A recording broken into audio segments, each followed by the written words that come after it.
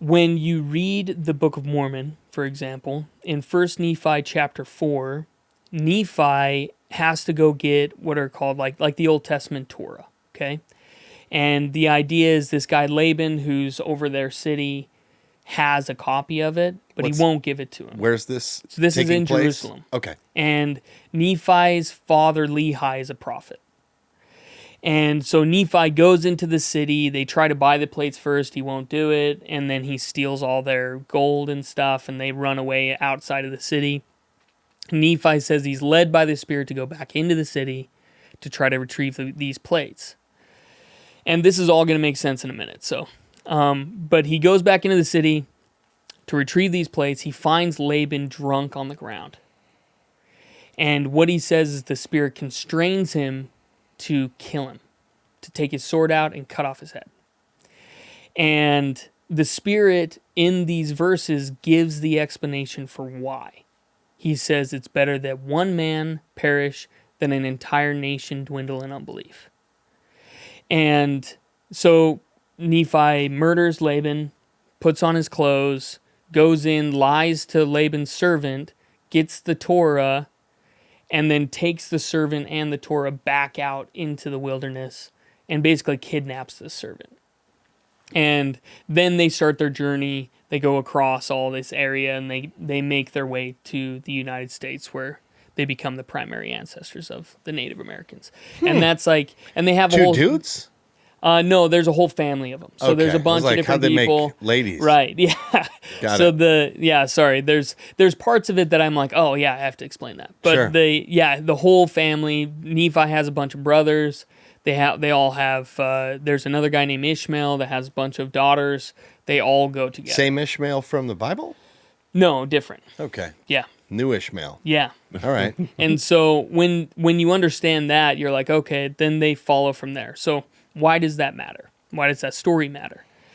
Well, as Bible-believing Christians, we believe in what's called an ontological ethic, which means that God's character is what's creating the commands that he gives out. Yes. And that we're seeing between Genesis and Revelations, we're getting to know who God is. Right. Correct. Right? Yep. Within this ethic, it's a consequentialist ethic. This ethic meaning the Mormon ethic. The Book of Mormon ethic. Okay. That's described there, and that you'll see continue throughout church history, is the ends justify the means. Okay. So the explanation that the Spirit gives to Nephi is that it's better that one man perish than an entire nation, right? Dwindle in unbelief. Yep. That's the same exact justification that Caiaphas uses to justify the death of Jesus. And so it's called consequentialism. So you have two different ethics that are competing that are like under the surface, that you don't realize that that's what's happening there. Sure. So the idea for a Christian is that truth never changes, and that you would never lie to get someone to be a believer, because God is truth.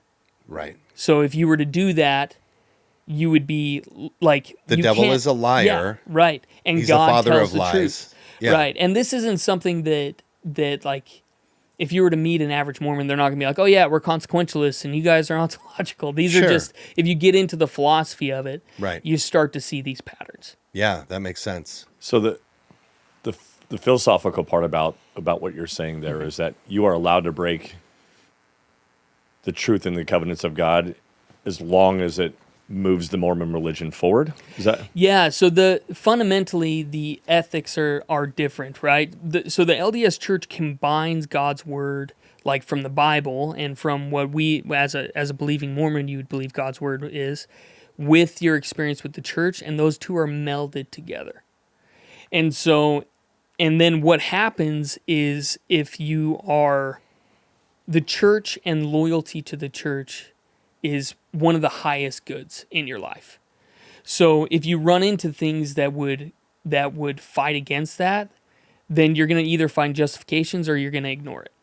And that's kind of how I had lived my whole life. Like if I had things that came in that were, logically inconsistent, or I had a question, I would shut that question down because I've had these experiences, right? I've had these spiritual or emotional experiences, and then the church ties those experiences to the church, So those two things meld together.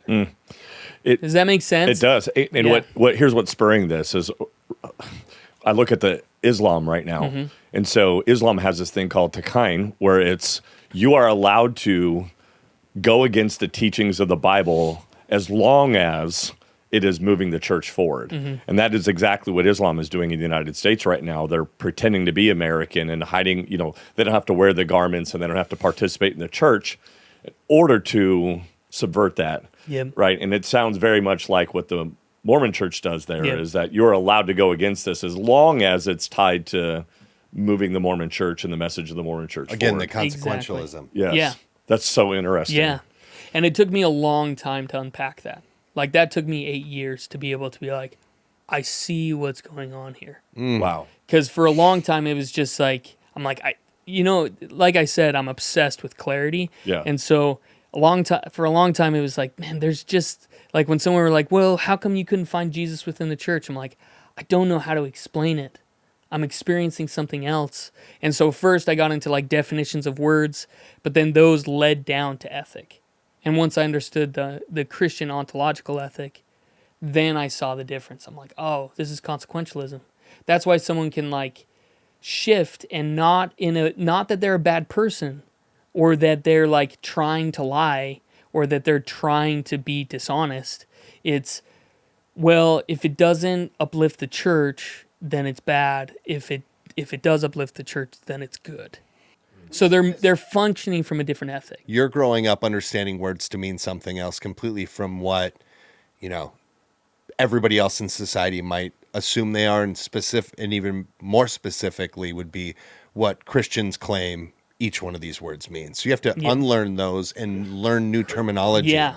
Oh, it was Like such a strange it's experience. So, Yeah, coming in and like having Christians talk about stuff and then asking questions and continuing to dig was. And how then do you even know what part of questions it- to ask? Right. If they're giving you answers and responses, you're going, well, that lines up. Yeah. But the unfortunate thing is that the words you're speaking,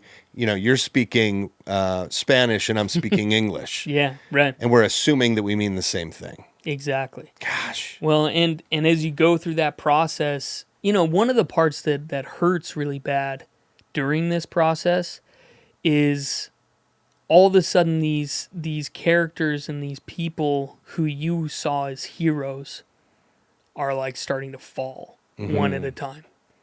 Like I had read so many biographies on Joseph Smith. I revered him. I thought he was incredible. Like, and to have him go from that to like, oh, he's a liar. Yeah, he's a swindler.